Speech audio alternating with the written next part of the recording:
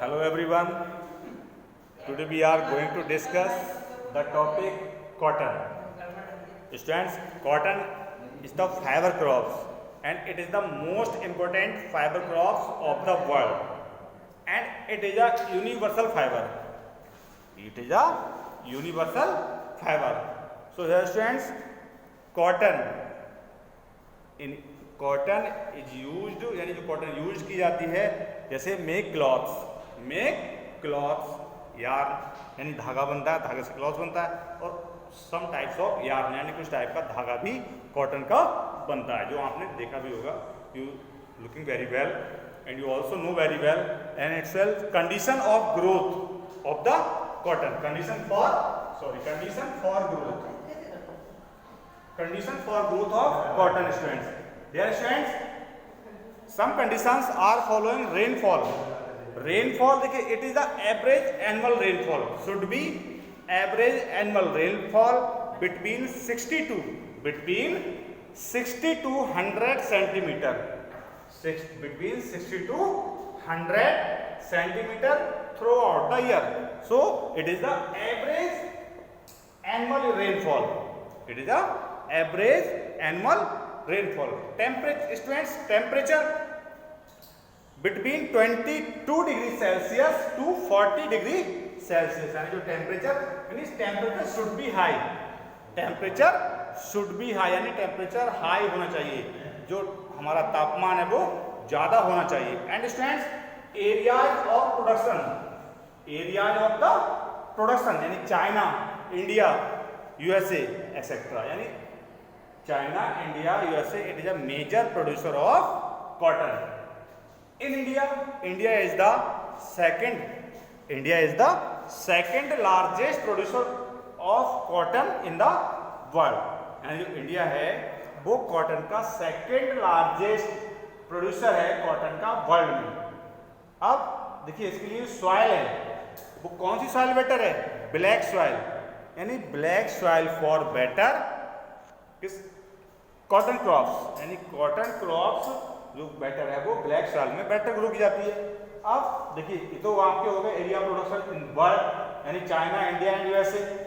इन India producing states, यानी India producing states Haryana, Punjab, Maharashtra, Gujarat, Tamil Nadu. But main producer of cotton Gujarat and Maharashtra, because in Gujarat and Maharashtra maximum area covered with the black soil. यानी black soil है वो महाराष्ट्र और गुजरात में बहुत काफ़ी area पे मिलती है, जो कि इस कॉटन क्रॉप्स के लिए क्या है? बेटर सॉइल है. And students, so it is the यानी cotton. Next, jute. You are looking jute. यानी jute is the second important fibre after the cotton. यानी जूट है कॉटन के बाद में इंपॉर्टेंट फाइबर आपका जूट आता है. और jute is known as golden fibre in Indian subcontinent. यानी जो इंडियन एरिया है, जैसे बांग्लादेश, श्रीलंका, पाकिस्तान, म्यांमार, नेपाल, ये जो एरिया है ये सबकॉन्टिनेंट का एरिया आता है, जैसे इंडियन. सो और हियर इंडियन ओशियन, जो नाम उसी इंडिया के नेम पे पड़ा है, इंडियन ओशियन, गोल्डन फाइबर के नाम से जाना जाता है. देखिए, condition for growth also it's, यानी rainfall should be 150 centimetre per year. And also temperature between 22 degree Celsius and 27 degree Celsius. यानी इट इज अ एवरेज और फ्यू हाई, यानी थोड़ा सा हाई चाहिए, बहुत ज़्यादा हाई टेम्परेचर नहीं चाहिए. यानी एक एवरेज टेम्परेचर चाहिए इसके लिए, बट थोड़ा सा ज़्यादा है, इतना बहुत ज़्यादा भी नहीं है इंडियन कंडीशन के अकॉर्डिंग. और ये इट इज देखिए soil, alluvial soil as delta as well as loamy soil. Loamy soil friends चिकनी मिट्टी जो आती है, जिसको हम चिकनी मिट्टी बोलते हैं, वो लूमी सॉइल होती है. और alluvial soil it is better soil in all of soil. यानी ये क्रॉप्स के लिए एलुवियल सॉइल जो होती है वो सबसे बेटर सॉइल होती है. ये मतलब इसमें क्रॉप्स जो होती है वो सबसे बेटर क्रॉप्स होती है एलुवियल सॉइल में आपकी. और इसके अलावा जो डेल्टा में जो यानी डेल्टाज एरिया, देखिए डेल्टाज कॉटन है, डेल्टाज एरिया जो गंगा ब्रह्मपुत्र का डेल्टा है उसमें ये जो आपकी जूट है वो ग्रो की जाती है। और गंगा ब्रह्मपुत्र जो डेल्टा एरिया है वो बांग्लादेश एंड इंडिया के दोनों कंट्री में पड़ता है। अब दोनों ही क्या करते हैं कि ये जो गंगा डेल्टा प्लेन है ये 85% जूट प्रोडक्शन करता है। कितनी करता है? 85% जूट प्रोडक्शन करता है स्टूडेंट्स। अब है क्या, देखिए अब इसमें क्या दिया है कि जो इसकी जूट है, jute grow well on the यानी well on the well drained fertile soil, well drained fertile soil in the flood plains. जो फ्लड एरिया होता है, फ्लड प्लेन्स एरिया होता है उसमें वेल फर्टाइल यानी जो एरिया जो सॉइल होती है उसमें ग्रो होती है।